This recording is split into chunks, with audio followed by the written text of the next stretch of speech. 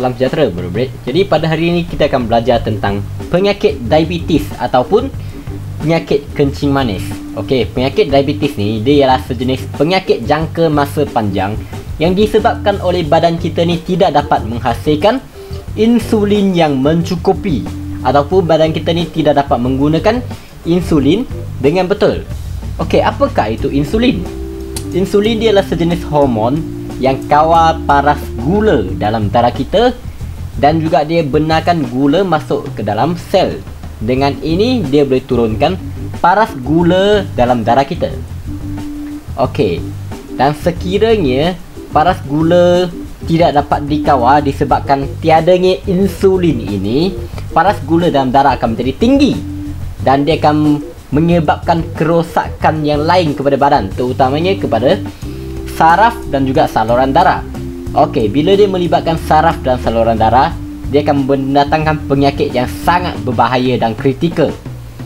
Okey, jadi diabetes, tekanan darah tinggi dan kolesterol tinggi merupakan satu persamaan, iaitu kesemua penyakit ini boleh meningkatkan risiko anda mendapat penyakit kardiovaskular, iaitu kesakitan di bahagian dada, serangan jantung dan stroke.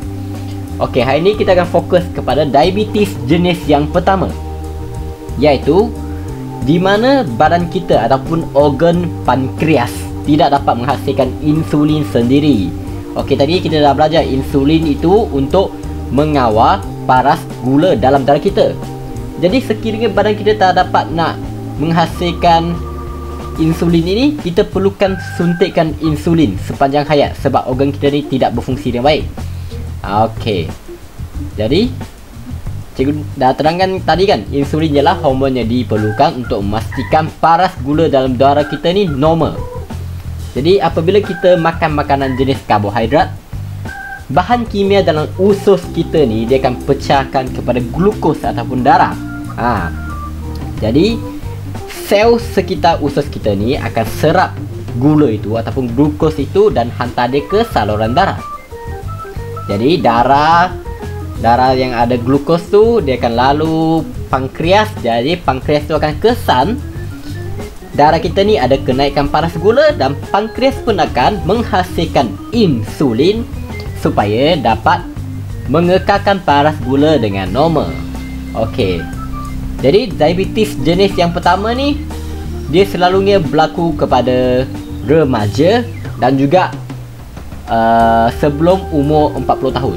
Tetapi diabetes jenis yang pertama ni jarang-jarang berlaku kepada pesakit kencing manis. Selalunya berlaku kepada pesakit diabetes jenis 2.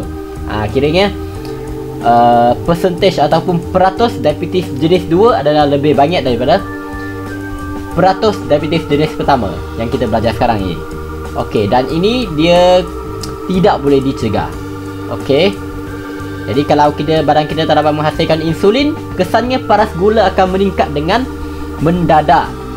Simptom-simptomnya adalah seperti kelaparan berlebihan, selalu kencing, berat badan, susut dengan mendadak, penglihatan kita menjadi kabur. Jika badan kita ni tidak ada insulin, sel badan tidak akan dapat menggunakan glukos untuk tenaga.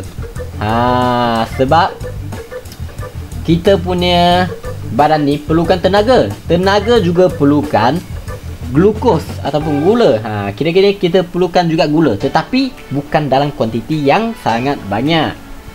Jadi sekiranya paras glukos terlalu tinggi dalam badan untuk jangka masa yang lama, masalah penyakit lain akan timbul pula, seperti kerosakan saraf, buta, masalah buah pinggang, salur darah dan sebagainya lah. Kerosakan saraf ialah satu penyakit yang sangat serius. Okey, jadi cara untuk merawat penyakit diabetes jenis yang pertama ini adalah melalui suntikan insulin. Yang ini memang kena buat suntikan insulin itu sepanjang hayat. Lepas tu kita juga perlu menjaga makanan kita supaya dia seimbang, dan juga pastikan kita selalu bersenam. Okey, itu saja untuk penyakit diabetes jenis yang pertama. Sekian, terima kasih.